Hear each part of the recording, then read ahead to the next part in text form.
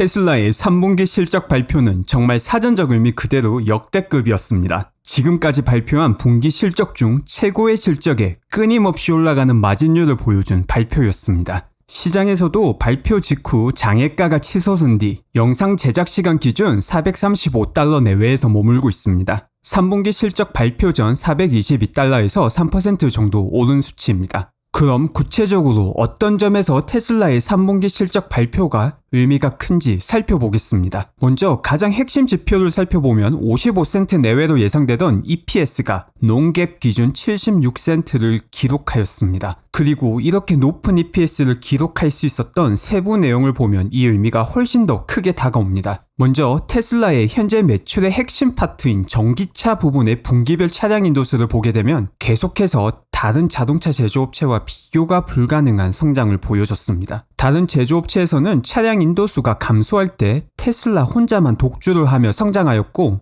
이런 성장세는 앞으로도 충분히 유지가 될 것이라고 판단됩니다. 경기 부양책과 실물 경제의 회복이 이루어지게 되면 오히려 성장세는 더 가팔라질 가능성마저 존재하고 있습니다. 이런 테슬라의 성장성을 눈여겨봐야 되는 이유는 기존의 내연차 시장은 사실상 정체되거나 줄어들고 있는 시장인 반면 테슬라는 그 내연차 시장을 계속해서 잡아먹으며 커나가고 있기 때문입니다. 그리고 이런 자동차 인더스의 증가는 영업현금 흐름을 동반한 실질적인 질이 높은 어닝의 증가로 이어졌고, 이를 통해 5분기 연속 흑자 및 역대 최고의 분기 흑자를 기록하게 되었습니다. 그럼 이번 흑자에 대해 조금 더 살펴보겠습니다. 이번 흑자가 큰 의미를 갖는 이유는 테슬라 매출의 주요 부분 모두에서 성장성에 기반을 둔 흑자라는 사실입니다. 자동차 판매 매출만을 보면 지난 분기 대비 50% 이상 증가한 차량 인도수 증가에 걸맞게 49.6% 증가였고, 여기에 지속적으로 상승해온 그로스 마진이 이번에는 기어코 27.7%를 기록했습니다. 여기에 더욱 충격적인 사실은 계속 증가는 하였지만 그 증가폭이 아주 크지는 않던 영업이익의 마진이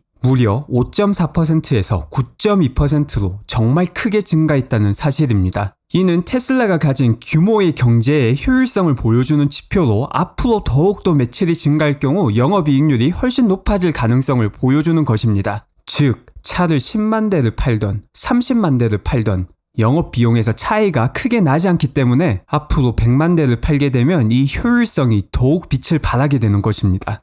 그리고 마지막으로 핵심 라인인 당기순이익을 보게 되면 갭과 non-갭에서 큰 차이가 나는 것을 알 수 있습니다. 갭은 미국의 공식 회계 기준이고 non-갭은 갭의 회계 방식이 모든 산업의 회사를 완벽하게 잘 대표할 수는 없기에 회사마다 고유의 기준을 가지고 갭의 차이점을 설명하면서 회사를 더 잘 대표하는 수치를 의미합니다. 테슬라의 경우 갭과 non-갭의 가장 큰 차이점은 Stock-Based Compensation, 즉 일론이 챙겨가는 주식입니다. 이 임직원 보상의 경우 원래 정해진 계약에 따라 이행되는 보상이지만 테슬라의 주가가 너무 올라서 그 금액이 $500밀리언에 달하는 것입니다. 그래서 이 비용을 제외한 non-갭 당기순이익을 기준으로 테슬라의 실적을 평가하면 이제는 정부에서 지원해주는 크레딧을 제외해도 순이익이 남는 회사가 되었다는 상징적인 의미도 있습니다. 물론 그것보다 훨씬 중요한 것은 이제 시작이라는 것입니다.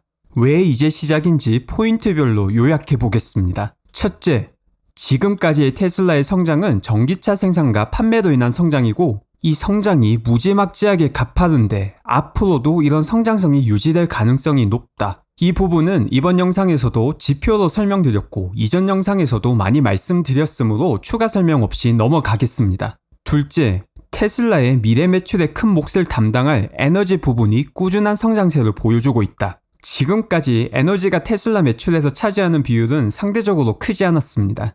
하지만 지난 영상에서 보여드렸듯이 배터리의 비용은 지속적으로 하락하고 있으며 에너지 부분의 수요는 지속적으로 늘어나고 있습니다. 지금 당장만 해도 테슬라의 공급 부족으로 에너지 수요를 다 따라가지 못한다는 내용의 뉴스를 몇 번 전해드렸습니다. 즉, 테슬라의 에너지 부분 매출은 테슬라에서 더 많이 공급만 가능하다면 추가로 성장할 가능성이 아주 높습니다. 셋째, 완전 자율주행과 로보택시는 시작도 하지 않았다. 완전 자율주행과 로보택시는 일론이 꿈꾸는 대로 흘러가게 된다면 인터넷이 우리의 삶을 바꾼 것처럼 우리의 삶 전체가 바뀌는 것입니다.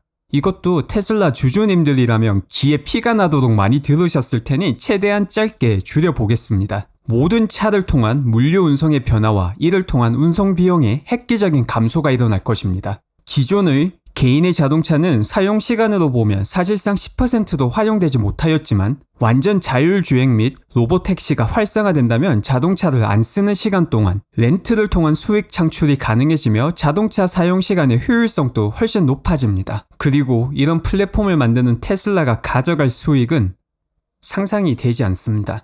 이 세 번째 내용은 사실상 1등 당첨이 확정된 긁지 않은 복권입니다. 가장 먼저 가서 사는 사람이 당첨이 되는 것인데 지금 상황으로 봐서는 테슬라가 선두에 있는 게 확실해 보입니다. 완전 자율주행은 어제 저녁부터 소규모 테스트를 시작하였는데 오늘 3분기 실적 발표 컨퍼런스 콜에서 일론이 올해 말부터 대규모 테스트를 진행한다고 하였습니다. 이 세 번째 내용이 실현되면 테슬라의 주가는 다시금 새로운 전성기를 맞겠지만 이를 제외하고 첫 번째 내용만 보더라도 이번 분기 지표로 인해 테슬라가 앞으로도 충분히 전기차 판매로 큰 수익을 낼 수 있다는 사실을 확인시켜줬고 두 번째 내용으로 중단기적 안정적 매출 증가가 높은 확률로 가능하다는 것을 보여줬습니다. 새로운 통합 공정의 도입과 새로운 생산 공정을 통해 생산성의 향상을 보여주고 있는 기존의 기가 팩토리들, 빠르게 완성을 향해 달려가고 있는 베를린 기가팩토리와 텍사스 기가팩토리, 이를 통해 테슬라 전기차의 생산성이 내년이면 80만 대를 노려볼 수 있고 새롭게 짓고 있는 공장들의 생산성이 올라가게 될 2022년은 이것과 비교가 되지 않는 생산성 향상을 보여줄 것입니다. 그러면 앞서 말씀드린 규모의 경제로 인해 테슬라의 수익성은 더욱 올라가겠죠. 그와 함께 두 번째 내용을 통해 중장기적으로 안정적인 에너지 밥줄 하나를 더 가지고 있다는 사실도 알고 있습니다.